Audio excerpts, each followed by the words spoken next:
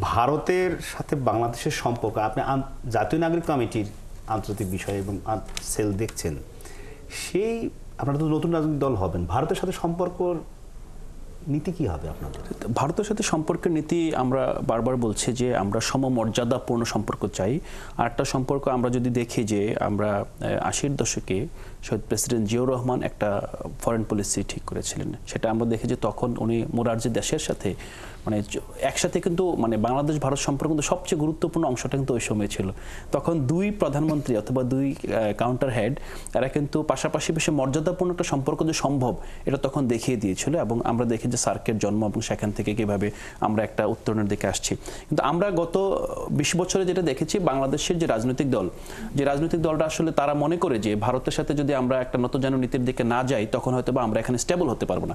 কিন্তু আমরা মনে করি এটা একটা ভুল পলিসি, কারণ আমরা যদি জাতীয় ঐক্যমত্য তৈরি করতে পারি ফরেন পলিসির ক্ষেত্রে এবং সব ক্ষেত্রে যদি আমরা মনে করি ভারত স্রেফ একজন প্রতিবেশী, ভারত আমাদের প্রভু না, ভারতের এত ক্ষমতা নাই বিশ্ব রাজনীতিতে যে আমরা এখানে ভারতের কাছে নতজানু হয়ে থাকবো, বরং আমাদের নিজস্ব পোর্ট আছে, আমাদের পোর্টের মাধ্যমে আমরা নেপাল এবং ভুটানকে আমাদের পোর্টের সুবিধা দিয়ে তাদেরকে আমাদের অর্থনৈতিকভাবে আমাদের মুখাপেক্ষি করতে পারি।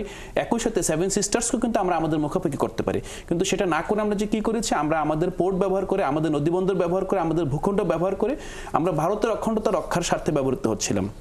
আমরা আমাদের নেপালের মার্কেট হারিয়েছি, আমরা ভুটানের মার্কেট হারিয়েছি।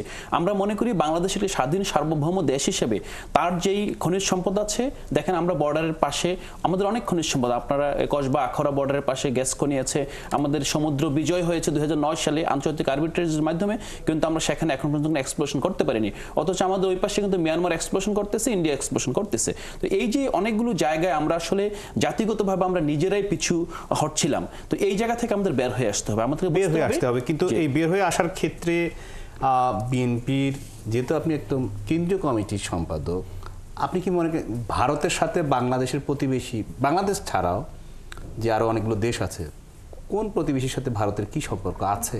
না, এটা তো সম্পর্ক নাই, এটা ওপেন টু অল, সবাই জানে যে ভারত তার প্রতিবেশী কেন নাই। এটা হলো তার একটা দাদাগিরি, একটা মুরব্বিয়ানা যে একটা ভাব, সবাইকে সে ছাতার নিচে রাখতে চায়। সে মনে করে সে বিরাট আম্বালা আর সবগুলি তার ছাতার নিচে আশ্রয় নেবে। কিন্তু বাংলাদেশের মতো একটা স্বাধীন সার্বভৌমত্ব রাষ্ট্রের জনগণ এটা মেনে নেবে, এটা ভাবার কোনো কারণ নেই। যার জন্য দেখবেন এই ৫ই অগস্টের বিপ্লব, এটা ভারত মনে করে তাদের একটা বিরাট পরাজয়। কারণ আপনি দেখেন যে এটা ভারত, একটা আমরা মনে করি ভারত একটা গণতন্ত্রের রোল মডেল, সুতরাং অন্য দেশের গণতন্ত্রের প্রতি তারা শ্রদ্ধা থাকবে, এটাই তো স্বাভাবিক। যেমন বাংলাদেশে বারবার নির্বাচনের ক্ষেত্রে একটা স্বৈরাচারী ভাবে সরকার টিকে আছে, যেমন ২০১৪-তে আপনি দেখবেন, আপনার নিশ্চয় মনে আছে, আপনি সুজাতা সিং এসে বলেছে যে নির্বাচন যদি হয় অবাধ জনগণ ভোট দিতে পারে তাহলে বিএনপি ক্ষমতায় আসবে। আর একটা দেশে কে ক্ষমতায় আসবে না আসবে এটা নির্ধারণ করবে ওই দেশের জনগণ। সেখানে আপনি ওই দেশে নির্ধারণ করার কে? ভারত কিন্তু সেই অনধিকার চর্চা করেছে। আবার দেখেন ২০১৮-তে রাতের ইলেকশন হয়েছে, প্রথম আপনি দেখেন, এখনো আপনি গণমাধ্যম খোঁজ নিয়ে ফার্স্ট এই সরকারকে অভিনন্দন জানিয়েছে ভারত। অর্থাৎ তার মতো একটি সরকার তারা প্রতিষ্ঠা বাংলাদেশে করেছে, যেটা বাংলাদেশের জনগণের সরকার না। আবার ২০১৮ দেখেন, এই যে ২০২৪-এ ছাত্র গণ অভ্যুত্থানের মাধ্যমে একটা সরকার পালিয়ে গেছে। নর্মাল সে পদত্যাগ না, ঠিক আছে পদত্যাগ করেছে, ক্ষমতা হস্তান্তর, তা না, পালিয়ে গেছে, তাকে আশ্রয় দিয়েছে। বরং শুধু তাই না, আপনি যদি যে ৫ তারিখের পর পত্রিকাগুলো দেখেন, ভারতের মিডিয়াগুলো দেখেন, যেখানে সংখ্যালঘুদের উপর নির্যাতন হচ্ছে, মন্দির ভেঙে দেওয়া হচ্ছে, হিন্দু সম্প্রদায়ের বাড়িকে লুটপাট হচ্ছে, যা অ্যাবসলিউটলি ফলস। অর্থাৎ একটা প্রোপাগান্ডার মাধ্যমে একটা জনমত তৈরি করতে চেয়েছিল। উদ্দেশ্য কি? উদ্দেশ্য হলো এই যে বাংলাদেশের গণ অভ্যুত্থানকে তাদের যে মধ্যে যে অসন্তুষ্টি, এইটা জানান দেওয়া বাংলাদেশকে এবং বিশ্বকে। আপনি আরেকটা ওই সময় দেখবেন, আপনি একেবারে তারা তাদের সংবাদটার কাউন্টার বিবিসি একটা নিউজ করেছিল যে ইন্ডিয়ান গণমাধ্যম দেখাচ্ছে এখানে হিন্দু বাড়িদের উপর হামলা হচ্ছে, অথচ দেখা যাচ্ছে আমরা এখানে আলোচনা করেছি উদ্দেশ্য কি ভারতের উদ্দেশ্য হয়তো বাংলাদেশের এই গণতান্ত্রিক যে একটি পরিবেশ, মানুষের যে সেন্টিমেন্ট, এইটাকে তারা কখনো মানতে রাজি না। তারা চায় তাদের মতো একটা সরকার এখানে তৈরি হবে, যেখানে পুতুল নাচের মতো যেমনি নাচাতে চাই সেভাবে তোমাকে নাচতেই হবে, সেরকম একটি সরকার চায়। যেহেতু আপনি জাতীয় নাগরিক কমিটির আন্তর্জাতিক সেলের সম্পাদক আলাউদ্দিন মোহাম্মদ, খুব সংক্ষেপে যে ভারত আসলে কি চায় বাংলাদেশের কাছে, ভারত আসলে তরুণ প্রজন্ম কিভাবে, আপনারা কি ভাবেন? না, ভারত মূলত তার পাশে বাংলাদেশকে গণতান্ত্রিকভাবে সফল দেখতে চায় না, এবং ভারত মনে করে এটা তার অখণ্ডতার জন্য হুমকি, এবং তার যে বিদ্যমান যে বিচ্ছিন্নতাবাদী আসলে কি হুমকি? আসলে ভারত যদি তার নিজের জনগণকে ওন না করতে পারে, তাদের মধ্যে যদি বিভাজন থাকে, তাদের মধ্যে যদি হিন্দুত্ববাদ প্রগাঢ়ভাবে জনগণকে ডমিনেট করে রাখে, অবশ্যই এটা একটা হুমকি।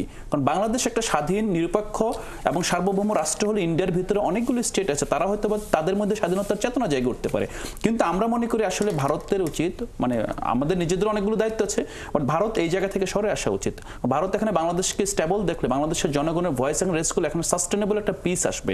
আর যতক্ষণ যেভাবে ভারত বাংলাদেশকে সবসময় তার কক্ষিগত এবং তার নিজের মতো করে রাখতে চায়, এখানে সবসময় একটা অস্থিরতা থাকবে, এখানে টেনশন থাকবে, এবং ভারত তার সীমান্তে কখনোই সে নিরুপদ্রব এবং তার কখনোই তার ফরেন পলিসিতে towards the south Asian nation সে কখনোই সাস্টেনেবল কোনো অবদান রাখতে পারবে না। এবং রিজনাল পাওয়ার হিসেবে ভারতের যেটা অভিলাষ, সে জায়গায় সবসময় ব্যর্থ হবে এই কারণে। ভারতের সাথে বাংলাদেশের সম্পর্ক বর্তমানে কেমন, অতীতে কেমন ছিল, ভবিষ্যতে কেমন হওয়া দরকার, সে বিষয়ে একটি বড় পরিসরে আলোচনা দরকার, দীর্ঘ সময় দরকার।